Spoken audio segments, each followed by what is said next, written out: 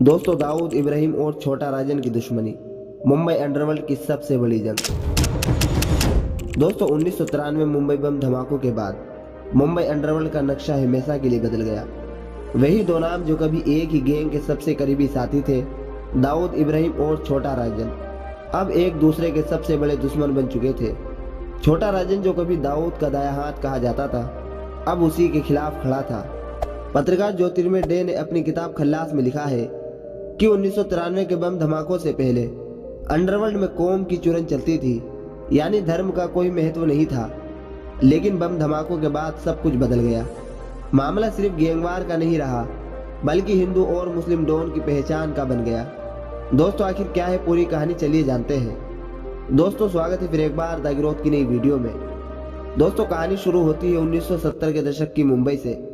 इस दौर में एक नया नाम उभर रहा था, दाऊद इब्राहिम, जिसने अपने भाई शब्बीर कासकार के साथ मिलकर डी कंपनी की शुरुआत की। धीरे धीरे दाऊद मुंबई अंडरवर्ल्ड का नया किंग बन गया। लेकिन इस साम्राज्य की बुनियाद में एक और नाम बहुत अहम था, राजन महादेव नायर, जिसे लोग बड़ा राजन के नाम से जानते थे। बड़ा राजन ने अपराध की दुनिया की शुरुआत छोटे मोटे कामों से की थी। दर्जी का काम छोड़कर वह धीरे धीरे टिकट स्मगलिंग और सट्टेबाजी तक पहुंचा। उसी दौरान उसकी मुलाकात एक शख्स से हुई, राजेंद्र सदाशिव निकलेज, जो खुद को राजन बुलाता था। दोनों का नाम एक था, इसीलिए बड़ा राजन और छोटा राजन के नाम से दोनों अलग अलग पहचाने जाने लगे। छोटा राजन की कहानी भी गरीबी और संघर्ष से शुरू होती है। 5वीं कक्षा के बाद स्कूल छोड़कर वह लोकल गैंग में शामिल हो गया। वह चेंबूर के सहकार सिनेमा के बाहर टिकट ब्लैक करता था। 1989 में पुलिस की लाठीचार्ज के दौरान उसने एक पुलिस वाले की लाठी छीनकर पलटवार किया। यह घटना उसे मुंबई अंडरवर्ल्ड में चर्चित बना गई। इसके बाद वह बड़ा राजन के गैंग में शामिल हुआ।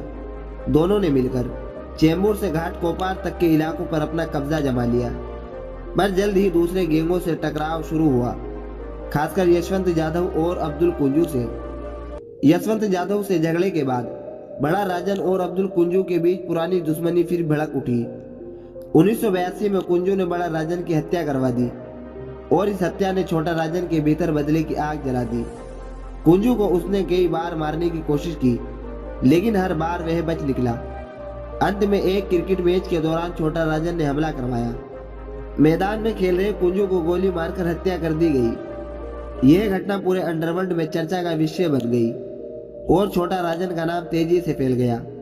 इस घटना के बाद दाऊद इब्राहिम और अरुण गवाली दोनों ही राजन को अपनी गैंग में शामिल करना चाहते थे, लेकिन दाऊद और बड़ा राजन के बीच पुराने संबंध थे। इसीलिए छोटा राजन ने दाऊद की डी कंपनी ज्वाइन कर ली।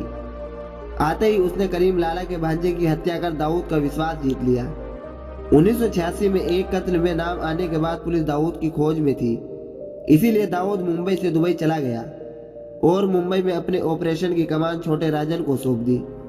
राजन ने दाऊद के स्मगलिंग नेटवर्क को नेपाल और श्रीलंका तक फैलाया। मुंबई में असली ताकत अब उसी के हाथ में थी। धीरे धीरे छोटा राजन की ताकत और प्रभाव बढ़ने लगा। वह गैंग के सदस्यों की हर जरूरत पूरी करता था, वकील, पैसे, सुरक्षा, सब कुछ। इससे दाऊद के दूसरे करीबी छोटा शकील, शरद सेठी और सुनील रावत उससे जलने लगे। उन्होंने दाऊद के कान भरने शुरू किए, लेकिन दाऊद अभी भी राजन पर भरोसा करता था। पर एक दिन एक घटना ने सब कुछ बदल दिया। दाऊद अपने भाई शब्बीर की हत्या का बदला लेना चाहता था और उसने इसकी जिम्मेदारी छोटे राजन को दी थी। जब दाऊद ने राजन से इस बारे में पूछा तो राजन का ढीला जवाब उसे खटक गया। छोटा शकील और सोतिया ने मौके का फायदा उठाया और दाऊद की नजरों में राजन को कमजोर दिखा दिया। इब्राहिम कासकार की हत्या में अरुण गवाली के लड़कों का हाथ था और वो जेल में थे।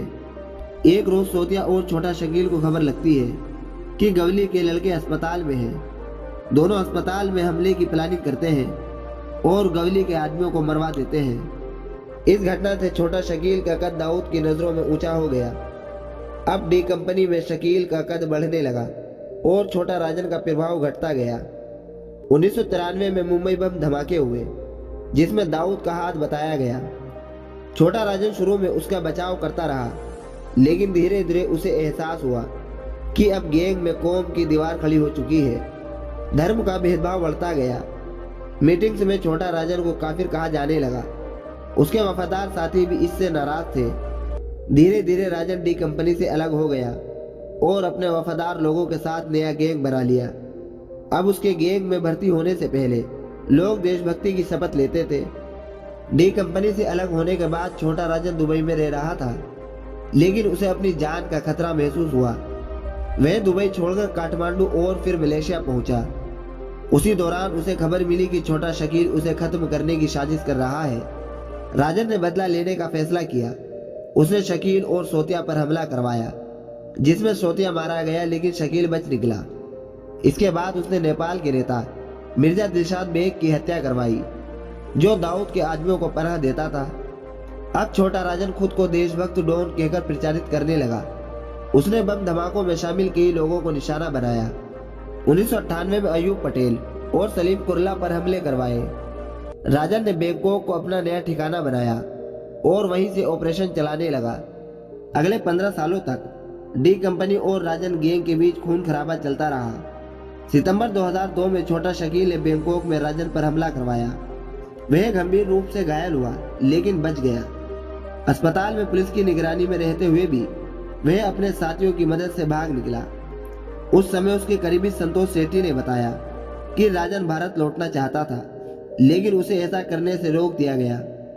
2002 में राजन को लंदन एयरपोर्ट पर गिरफ्तार किया गया और सिंगापुर भेज दिया, लेकिन वह वहां से भी फरार हो गया। इसके बाद राजन कहाँ गया किसी को खबर नहीं थी। आउटलुक मैगजीन की एक रिपोर्ट बताती है कि भारतीय खुफिया एजेंसी उसकी मदद कर रही थी। वह दाऊद की गतिविधियों की जानकारी उन्हें देता था। 2004 में छोटा राजन ने दाऊद की फाइनेंसेस देखने वाले शरद सेठी को दुबई में मार डाला और यह डी कंपनी के लिए बड़ा झटका था। छोटा शकील ने कई बार राजन को खत्म करने की कोशिश की, लेकिन हर बार वह बच निकलता रहा। साल 2011 में छोटा राजन फिर एक बार सुर्खियों में आया, जब मिड डे अखबार के वरिष्ठ पत्रकार ज्योतिर्मय डे की हत्या हुई। ज्योतिर्मय की मुंबई के पवई में 11 जून 2011 को गोली मारकर हत्या कर दी गई थी। इस वारदात के पीछे छोटा राजन का नाम सामने आया। इसके बाद मुंबई पुलिस ने उसे दूसरा सबसे वांटेड अपराधी घोषित किया। इंटरपोल ने भी उसके खिलाफ रेड कॉर्नर नोटिस जारी किया। अंत में 25 अक्टूबर 2015 में इंडोनेशिया के बाली से छोटा राजन को गिरफ्तार किया गया। वह मोहन कुमार नाम के फर्जी पासपोर्ट पर यात्रा कर रहा था। जांच में पता चला कि उसने कई साल ऑस्ट्रेलिया में बिताए थे। 6 नवंबर 2016 को उसे प्रत्यार्पित कर भारत लाया गया। रिपोर्टर ज्योतिर्मय डे की हत्या के केस में उसे आजीवन कारावास की सजा सुनाई गई और तब से वो तिहाड़ जेल में अपनी सजा काट रहा है। तो दोस्तों, आज की इस वीडियो को यहीं पर खत्म करते हैं और मिलते हैं फिर एक नई वीडियो के साथ। बाकी दोस्तों, आपको वीडियो कैसी लगी कमेंट सेक्शन में जरूर बताएं।